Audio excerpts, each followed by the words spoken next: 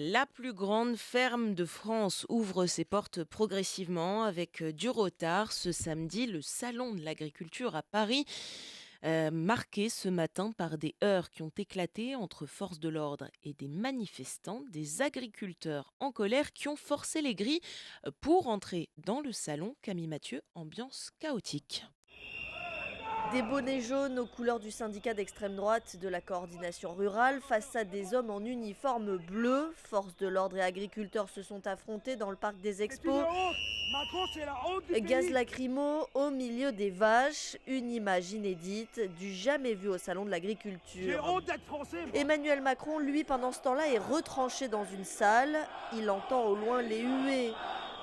Le chef de l'État s'entretient en fait avec les représentants syndicaux. À la sortie de cette réunion, il prend la parole. La colère, elle peut s'exprimer, c'est mieux quand il n'y en a pas. Je n'ai jamais légitimé, et je pense aucun membre de mes gouvernements successifs, les violences contre les biens, les personnes, publiques et privées. Ça, c'est une ligne rouge. Le débat qu'il avait proposé avec les différents acteurs du secteur ces derniers jours avait provoqué la colère des agriculteurs. Il avait donc été annulé. Finalement, c'est une forme de débat improvisé qui s'est tenu dans les allées du On va salon. aussi arrêter tous collectivement de dire que l'agriculture est foutue. Parce que sinon, c'est pas la peine d'aller chercher des jeunes. Si le discours ambiant, c'est de dire l'agriculture est foutue et il faut que des aides de trésor, il n'y a pas la peine de faire une loi d'orientation. Il n'y a pas la peine de s'emmerder. On ferme tout de suite le magasin.